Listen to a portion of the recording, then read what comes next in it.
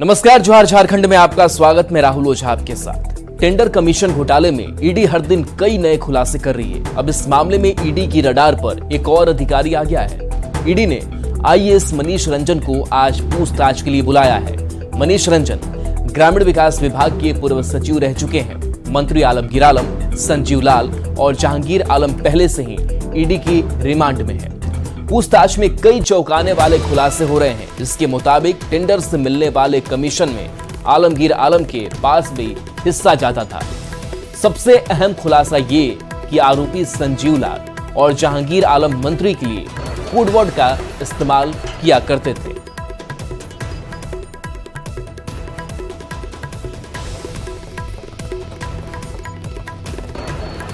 तो tender commission घोटाले में एक्शन लगातार जारी है और इस बीच लगातार एक परत दर परत खंगालने की कोशिश टीम कर रही है। झारखंड में टेंडर में कमीशन खोरी का खुलासा लगातार ईडी के अधिकारी कर रहे हैं। इसी क्रम में आज ईडी दफ्तर में आईएएस अधिकारी मनीष रंजन को समन कर बुलाया गया है और मनीष रंजन पूर्व में ग्रामीण विकास विभाग के सचिव रहे हैं और ईडी ने समन कर उन्हें बुलाते हुए उनसे संबंधित आय और संपत्ति के कागजात लाने को कहा है। कमीशन खोरी का जो ये मामला है, ये हाई प्रोफाइल भी कहा जा रहा है, क्योंकि इस वक्त इसी ईडी दफ्तर में ग्रामीण विकास मंत्री आलमगीर आलम भी हैं। उन्हें पहले गिरफ्तार किया गया, उसके बाद कोर्ट से रिमांड पर इस वक्त ईडी के जो अधिकारी हैं वो पूछताछ कर रहे हैं।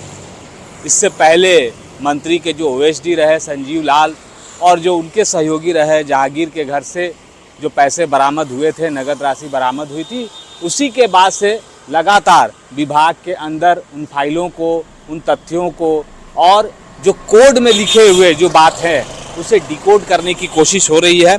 और ये कहा जा रहा है कि ग्रामीण विकास विभाग में पिछले कुछ महीनों में जो टेंडर हुए हैं उसमें पैसे का खेल हुआ है, उसमें कमीशन खोरी हुई है। हर किसी के लिए अपने अपने अलग हिस्सेदारी थी और इसी हिस्सेदारी में कई और नाम भी जुड़ने वाले हैं, क्योंकि ईडी की जो जांच है वो लगातार आगे बढ़ रही है। और आज अगर मनीष रंजन यहाँ पहुँचे हैं तो आपको इस बात पर भी ध्यान देना होगा कि इससे पहले भी 2 आईएएस अधिकारी यहाँ पहले भी आ चुके हैं और इस वक्त वो जेल में हैं, चाहे वो पूजा सिंघल की बात कर लें या छवि रंजन की बात कर लें। और इस बात देखिए किस तरीके से एक खुलासे और बड़े खुलासे जो हैं वो ईडी की टीम की तरफ से किए जा रहे हैं। और सबसे खास कि ईडी ने आज आईएएस मनीष रंजन को पूछताछ के लिए बुलाया है और इस मामले में ईडी के रडार पर ये अधिकारी अब आ गए हैं। तो टेंडर कमीशन मामले में बड़ा खुलासा सामने आया है। मनीष रंजन से भी पूछताछ आज की जानी है। और बता दें कि मनीष रंजन ग्रामीण विकास विभाग के पूर्व सचिव रह चुके हैं और मंत्री आलमगीर आलम, संजीव लाल और जहांगीर आलम ईडी की रिमांड में पहले से ही हैं और इनसे भी पूछताछ की गई। और इनसे भी पूछताछ के दौरान कई चौंकाने वाले खुलासे हुए और ये खुलासे लगातार हो रहे हैं कि किस तरीके से पूरा टेंडर कमीशन का मामला सामने आया और ये भी कि मंत्री को कैसे 1.5% मिलता था। वीरेंद्र राम के बयान ने आलमगीर आलम की जो मुश्किलें हैं वो भी बढ़ाई हुई हैं। तो मिनिस्टर के लिए कोड का इस्तेमाल किया जाता था और उसी कोड वर्ड के जरिए कम्युनिकेशन होता था। और खबर ये भी है इस मामले में कि संजीव जहांगीर के पास से अहम दस्तावेज ईडी के हाथ लगे हैं और इस पर भी जांच चल रही है। अविनाश हमारे साथ न्यूज़ 18 संवाददाता जुड़े हैं। अविनाश, अब एक और जो अधिकारी हैं वो उनसे भी आज पूछताछ होनी है। आईएएस मनीष रंजन की अगर बात करें तो अपडेट क्या है, क्या कार्रवाई आगे बढ़ रही है? देखिए, अभी जो अपडेट आपको बता दें कि थोड़ी देर पहले 1 से 2 मिनट पहले ही राजस्व विभाग का एक कर्मी है अनिल कुमार, वो अंदर गए हैं और ये कहा जा रहा है कि यहाँ से मनीष रंजन के लिए वो समय मांगेंगे। एक और व्यक्ति, चूंकि ईडी दफ्तर है और लगातार जो मामले चल रहे हैं, कई लोगों का आना जाना भी हो रहा है। देख सकते हैं कि अभी भी कुछ लोग आए हैं, चाहे वो वकील हों, क्योंकि बहुत सारे लोग जो अंदर भी हैं उनके परिवार के लोग भी आ रहे हैं। लेकिन मैंने जो कहा आपसे कि अभी जो अपडेट है मनीष रंजन के बारे में, जो अपडेट है वो ये है कि मनीष रंजन का एक संदेश यहाँ तक पहुँच चुका है ईडी दफ्तर में। अगर हम उस व्यक्ति की बात कर लें, क्योंकि उसका नाम अनिल कुमार और वो राजस्व विभाग का कर्मी है, तो स्पष्ट तौर पर है कि सरकारी कर्मी अगर यहाँ पहुँचा है तो वो मनीष रंजन का ही संदेश लेकर पहुँचा है। और जो जानकारी मिल रही है कि समय मांगा जाएगा, क्योंकि आज ईडी ने समन कर मनीष रंजन को बुलाया था और आपको पता है कि इसी ईडी दफ्तर में इस वक्त ग्रामीण विकास मंत्री आलमगीर आलम भी हैं, जो उनके ओएसडी थे संजीव लाल भी हैं। तो जो टेंडर में कमीशनखोरी की बात लगातार हो रही है, उसमें उस वक्त यही मनीष रंजन ही सचिव थे विभाग के, ग्रामीण विकास विभाग के सचिव थे। और जो दस्तावेज, कुछ कागजात जो मिले हैं और उसमें जो कोड वर्ड में जो बहुत सारी बातों का जिक्र किया गया है, उसमें से ये कहा जा रहा है कि उसमें एक नाम। चले बिल्कुल अविनाश, इस पूरी खबर पर नजर बनाए रखिए। हालांकि अपडेट है कि आज पूछताछ नहीं होगी क्योंकि समन पर समय की मांग की गई है।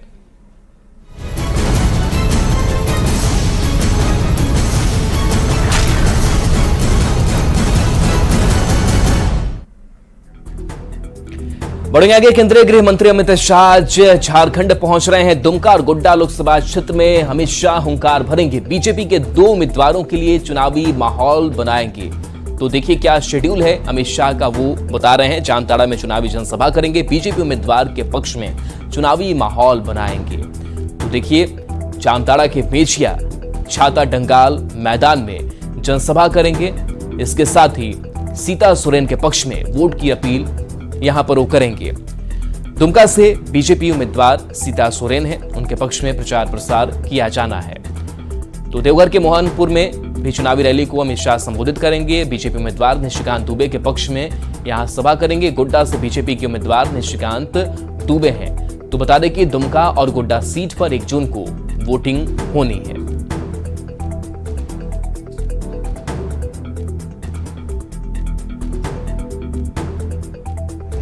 छठे चरण का चुनावी प्रचार समाप्त होने के बाद अब 7वें चरण का चुनावी प्रचार जोर पकड़ने लगा है और इसी के तहत राजनीति अब संथाल परगना शिफ्ट कर गई है।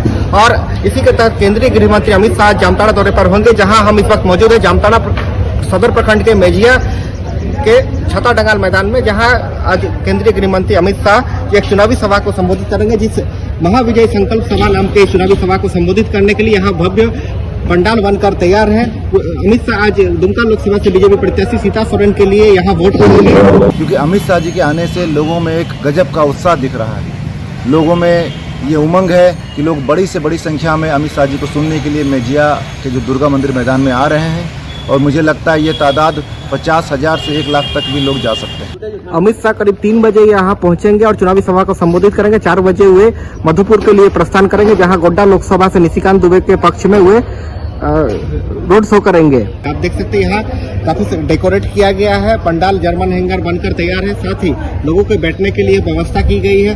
करीब 25 से 30,000 लोगों के बैठने की व्यवस्था बीजेपी के अनुसार की गई है। साथ ही 50,000 से अधिक भीड़ जुटने की दावे भी बीजेपी की ओर से किया जा रहा है। वहीं एलईडी के साथ साथ साउंड सिस्टम भी यहाँ पर लगाया गया है। वही सुरक्षा को लेकर भी आवश्यक तैयारी पूरी कर ली गई है। जिला पुलिस की ओर से डीएसपी एवं इंस्पेक्टर स्तर के अधिकारी लगातार इसकी मॉनिटरिंग कर रहे हैं। वहीं बीजेपी नेताओं द्वारा कार्यक्रम की सफलता को लेकर लगातार प्रचार प्रसार भी यहाँ पर कराया गया है, ताकि अधिक से अधिक लोगों की भीड़ जुट सके। इसमें नाला, जामताड़ा और सारठ विधानसभा से भी बीजेपी कार्यकर्ता और आम लोग पहुंचेंगे। आज साहिबगंज से कल्पना सोरेन आएंगी। मंगरू टीकर में जनसभा को उन्हें संबोधित करना है। राजमहल से जेएमएम उम्मीदवार विजय हांसदा के पक्ष में चुनावी प्रचार करेंगी। कल्पना सोरेन की सभा को लेकर जेएमएम कार्यकर्ताओं में भारी उत्साह नजर आ रहा है। तो आज मंगरू टीकर में जनसभा कल्पना सोरेन की जेएमएम उम्मीदवार के पक्ष में चुनावी माहौल बनाएंगी। जेएमएम कार्यकर्ताओं में भारी उत्साह नजर आ रहा है।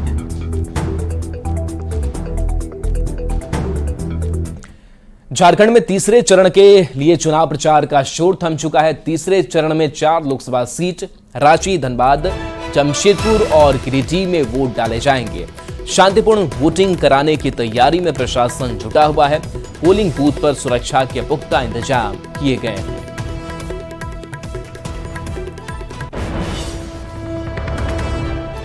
तो 4 लोकसभा सीट पर वोट डाले जाने हैं। झारखंड के तीसरे चरण में कल वोटिंग है। रांची, जमशेदपुर, गिरिडीह इन सीटों पर वोटिंग होनी है और शांतिपूर्ण वोटिंग कराने की तैयारी में प्रशासन जुटा हुआ है। 4 पार्लियामेंट्री कॉन्स्टिट्यूएंसी गिरिडीह, धनबाद, रांची और जमशेदपुर में है। और इसके साथ मतदाता जागरूकता के कार्यक्रम रहे।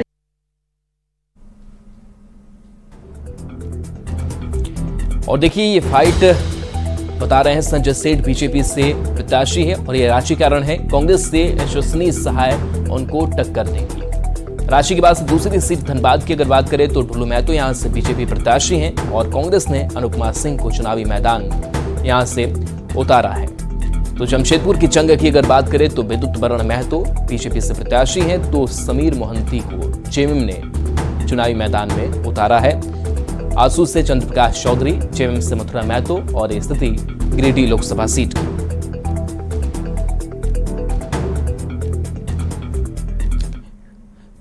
तो धनबाद लोकसभा सीट के लिए कल वोटिंग होगी। नक्सल इलाकों में शांतिपूर्ण वोटिंग कराने के लिए जिला प्रशासन ने तैयारी पूरी कर ली है।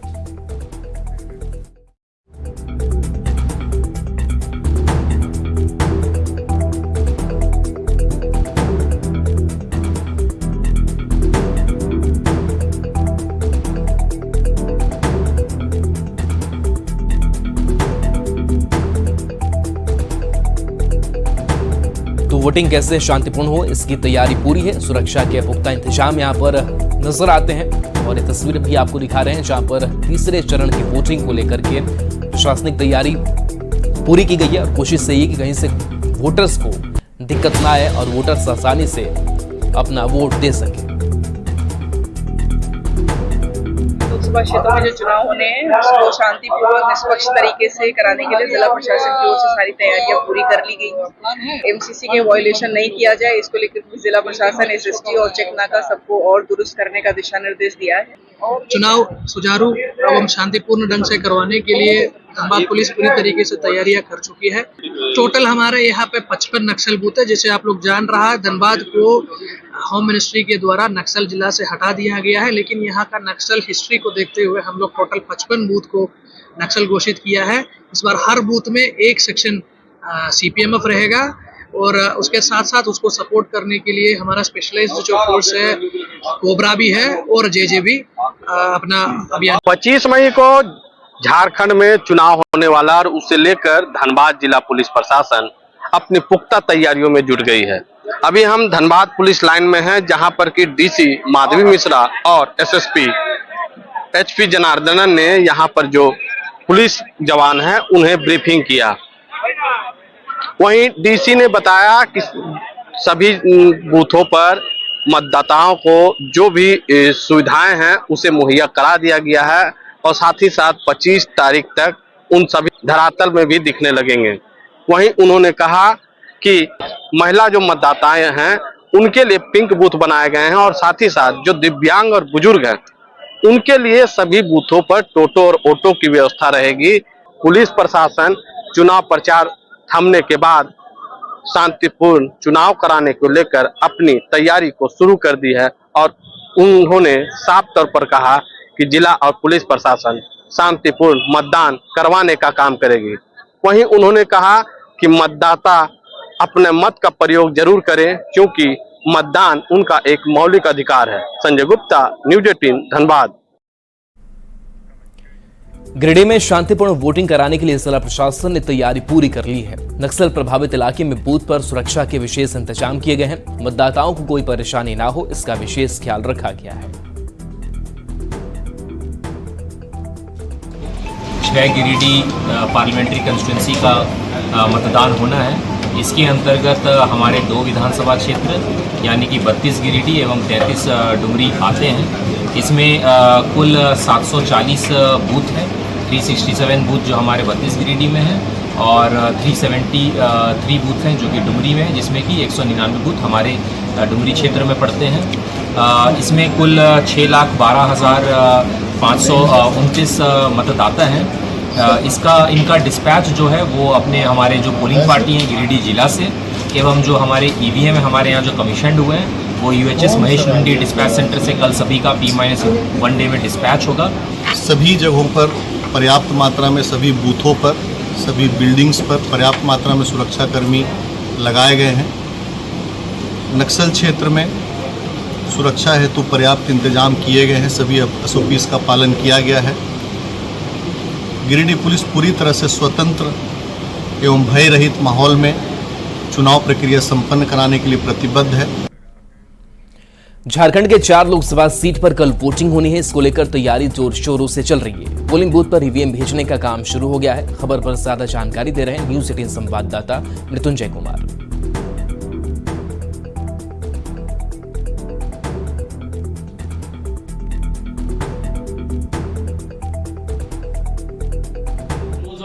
बोकारो जिले के गिरिडीह और धनबाद लोकसभा में कल मतदान है।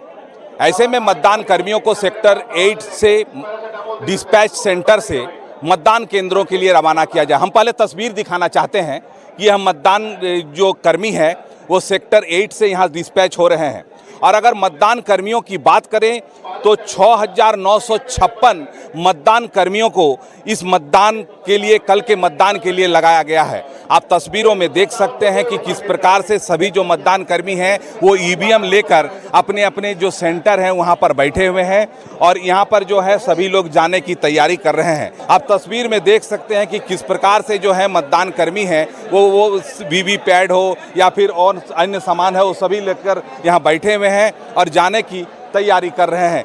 बहुत अच्छा लग रहा है। लोकतंत्र के महापर्व में सहभागिता बनने में आप लोगों को कितनी खुशी है? बहुत, we are proud for that. कि जो डिस्पैच सेंटर है वहां पर बोकारो की उपायुक्त जो हैं खुद मॉनिटरिंग कर रही हैं। हम सामने जाके तस्वीर हम दिखाना चाहेंगे कि किस प्रकार से जो डिस्पैच सेंटर में है खुद जो बोकारो की डीसी हैं वो मॉनिटरिंग कर रही हैं और सभी को मतदान केंद्रों के लिए रवाना कर रही हैं। तो हम कह सकते हैं कि लोकतंत्र का जो महापर्व है वो काफ़ी सुखद है और कल सुबह 7 बजे से मतदान कराने के लिए सभी मतदान कर्मी जो है यहां से रवाना हो रहे हैं। मृत्युंजय कुमार, न्यूज 18 बोकारो।